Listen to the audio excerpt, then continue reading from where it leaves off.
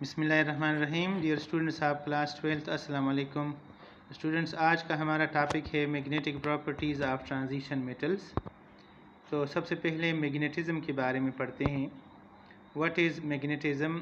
Magnetism is the physical phenomenon where magnetic fields create attractive or repulsive forces between the objects, a force generated by the motion of electric charges like electrons.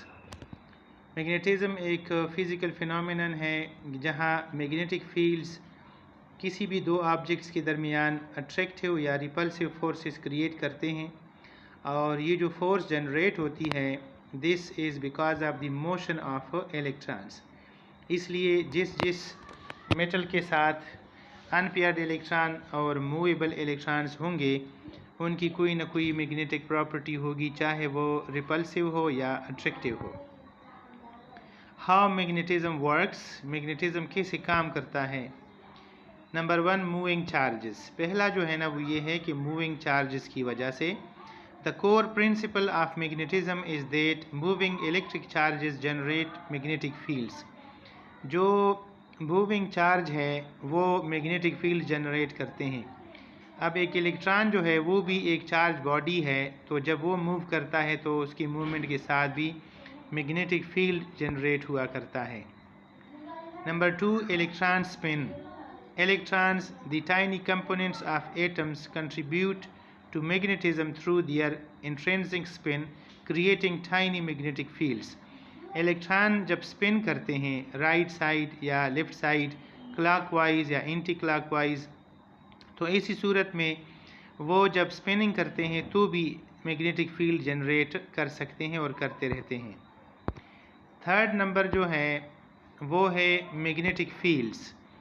These generated magnetic fields are regions of influence that exert forces on their other magnets or moving charges without physical contact. Magnetic fields जो हैं ये ऐसे regions होते हैं जहाँ पर कोई magnet अगर हम रख लेते हैं तो वहाँ ये forces और regions generate होते हैं, और फिर अगर कोई मूविंग ऑब्जेक्ट जिसके ऊपर कोई फॉर एग्ज़ाम्पल चार्ज हो विदाउट एनी फिज़िकल कंटेक्ट उनके साथ ये इंटरेक्ट कर लेते हैं। इसमें कंटेक्ट का होना ज़रूरी नहीं होता। Number 4, magnetic poles. Every magnet has north pole and a south pole and these poles always come in pairs. जो भी मैग्नेट होगा उसके दो पोल्स हुआ करते हैं, एक को नॉर्थ पोल कहा जाता है, दूसरे को साउथ पोल कहते हैं, और ये हमेशा रहेंगे और ये जो है ना पेयर्स में रहेंगे। यानी लाजमी बात होगी नॉर्थ पोल के साथ साउथ पोल होगा और साउथ के साथ नॉर्थ पोल होगा। Number 5, attraction and repulsion. Opposite poles like north and south they attract each other, while the like poles like north north or south south they repel each other. ये भी एक general principle है कि जो similar poles होते हैं वो repel किया करते हैं और जो अपोजिट पोल्स होते हैं वो अट्रैक्ट किया करते हैं। तो ये चंद बातें थी मैग्नेटिक फील्ड्स के बारे में और मैग्नेटिक फोर्सेस के बारे में। Types of magnetism. अब मैग्नेटिज़म के 3 टाइप्स होते हैं। उनमें से जो पहला टाइप है उसको कहते हैं पैरामैग्नेटिक मटीरियल्स या paramagnetism. What is this? Those which are slightly attracted by magnetic field like sodium and aluminium. ऐसी चीज़ें जिनको मैग्नेटिक फील्ड लिटिल अट्रैक्ट करते हैं, थोड़ा सा अट्रैक्ट करते हैं, ज़्यादा अट्रैक्ट नहीं करते, उनको कहा जाता है पैरामैग्नेटिक मटीरियल्स, जैसे कि सोडियम है या एल्यूमिनियम है। आमतौर पर ऐसे मेटल्स जिनके इलेक्ट्रॉन्स न्यूक्लियस के ज़्यादा करीब होते हैं तो वो पैरामैग्नेटिक होते हैं क्योंकि उनके इलेक्ट्रॉन्स जो हैं इंटरेक्शन के लिए ईजीली अवेलेबल नहीं होते। Their magnetism is because of the unpaired electrons which are tiny magnets in valence shell. यानी कोई भी ऐसा मेटल जिसके वैलेंस शेल में अनपेयर्ड इलेक्ट्रॉन होगा एक या एक से ज़्यादा, तो वो मैग्नेटिज्म शो करेगा। These are not influenced by neighbor electrons, so they are randomly arranged.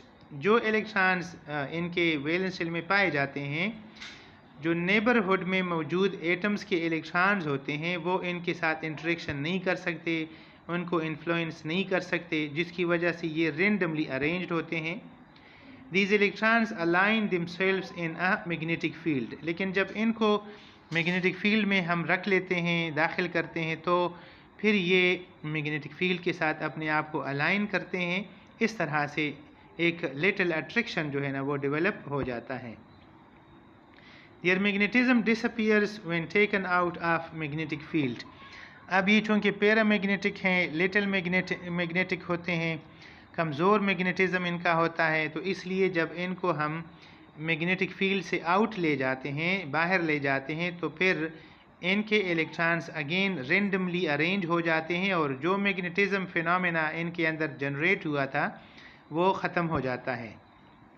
अब यहाँ पर आप देख सकते हैं लेफ़्ट साइड पर जो इलेक्ट्रॉन्स हमने दिखाए हैं उसके अंदर आप देख सकते हो कि जो इलेक्ट्रॉन्स है वो रेंडमली अरेंज्ड हैं, ठीक है। और जब हम सेकंड डायग्राम में आप देख सकते हो कि जो सेकंड डायग्राम है इसमें जब हम ऐसा कर लेते हैं कि मैग्नेटिक फील्ड अप्लाई करते हैं तो इसके इलेक्ट्रॉन अलाइन हो जाते हैं मैग्नेटिक फील्ड के साथ। यानी ये जो फुल एरो है और बड़ा एरो है ये मैग्नेटिक फील्ड का है और जो छोटे छोटे एरोज़ हैं ये इन इलेक्ट्रॉन्स के हैं। इन दोनों का डायरेक्शन सेम हो जाता है और हम कहते हैं कि इनकी अलाइनमेंट हो गई। अब इसके बाद जब हम मैग्नेटिक फील्ड रिमूव करते हैं तो अगेन इसके इलेक्ट्रॉन जो हैं वो रेंडम हो जाते हैं और एज अ रिज़ल्ट ये फिर अगेन नॉन मैग्नेटिक बन जाते हैं। तो पैरामैग्नेटिक मटीरियल्स ऐसे मटीरियल्स होते हैं जो मैग्नेटिक फील्ड के अंदर तो मैग्नेटिज़म शो करते हैं लेकिन जब बाहर हो जाते हैं तो फिर इनका मैग्नेटिज़म ख़त्म हो जाता है। दूसरी जो किस्म है उसको कहा जाता है ferromagnetic materials, those which are strongly attracted by the magnetic field. ऐसे चीज़ें जो कि मैग्नेटिक फील्ड उनको स्ट्रांगली अट्रैक्ट करते हैं इनको कहा जाता है फेरोमैग्नेटिक। फेरो का लफ्ज़ ये आयरन से निकला है, फेरम से, और इसके एग्ज़ाम्पल में कोबाल्ट, निकल और आयरन शामिल होते हैं। Their magnetism is because of the unpaired electrons which are tiny magnets in valence shell. पिछलों की तरह इनका जो मैग्नेटिज्म है वो भी अनपेयर्ड इलेक्ट्रॉन की वजह से ही होता है। These are influenced by the neighbor electrons, so are arranged in specific direction. इनके जो इलेक्ट्रॉन्स होते हैं वो नेबर इलेक्ट्रॉन से इन्फ्लुएंस हो जाते हैं, उनके ऊपर असर होता है, इसलिए ये अरेंज्ड होते हैं और स्पेसिफिक डायरेक्शन में अरेंज होते हैं और रेंडम नहीं होते, जिस तरह की पिछले डायग्राम में हमने पैरामैग्नेटिक मटेरियल के अंदर देखा था। These electrons interact strongly with magnetic field. अब इनका जो इंटरेक्शन है वो बहुत ज़्यादा स्ट्रांग होता है, इसलिए हम इसको फेरोमैग्नेटिक या स्ट्रांगली मैग्नेटिक मटेरियल्स कहते हैं। Their magnetism remains intact even if taken out of the magnetic field. इनका जो मैग्नेटिज्म है वो ख़त्म नहीं होता, अगर हम इनको बाहर भी ले जाते हैं तब भी इनका मैग्नेटिज्म एग्जिस्ट करता है और ये मैग्नेटिक हुआ करते हैं। आपने अक्सर देखा होगा कि जो स्क्रू ड्राइवर्स होते हैं या कोई आयरन के ऑब्जेक्ट्स होते हैं उनको अगर मैग्नेट के साथ हम रगड़ते हैं तो इनके अंदर एक मैग्नेटिज्म क्रिएट हो जाता है और ये काफ़ी देर तक रहता है और फिर छोटी मोटी चीज़ों को ये अपने तरफ जो है ना अट्रैक्ट करते रहते हैं। फॉर एग्ज़ाम्पल ये फेरोमैग्नेटिक मटेरियल है, अप्लाइड फील्ड हो या नो अप्लाइड फील्ड हो, आप देख सकते हो कि दोनों सूरतों में इनके इलेक्ट्रॉन जो है ना वो रेगुलरली अरेंज्ड हैं और जो डायरेक्शन मैग्नेटिक फील्ड का है वही इनका भी है, दोनों की पॉजिटिव अलाइनमेंट है, इसलिए दोनों सूरतों में इनके अंदर मैग्नेटिज्म पाया जाता है, चाहे वो अप्लाइड फील्ड में हो या नो अप्लाइड फील्ड में हो। नेक्स्ट जो है उसको कहा जाता है डायामैग्नेटिक मटेरियल्स। तो they don't have unpaired electrons which are tiny magnets and their valence shells like copper. ऐसी चीज़ें कि जिनके अंदर कोई अनपेयर्ड इलेक्ट्रॉन नहीं पाया जाता, इनके सारे इलेक्ट्रॉन्स पेयर के फॉर्म में होते हैं, तो ऐसी चीज़ों को हम डायामैग्नेटिक कहते हैं। These are not influenced by the neighbor electrons, so are arranged in specific direction.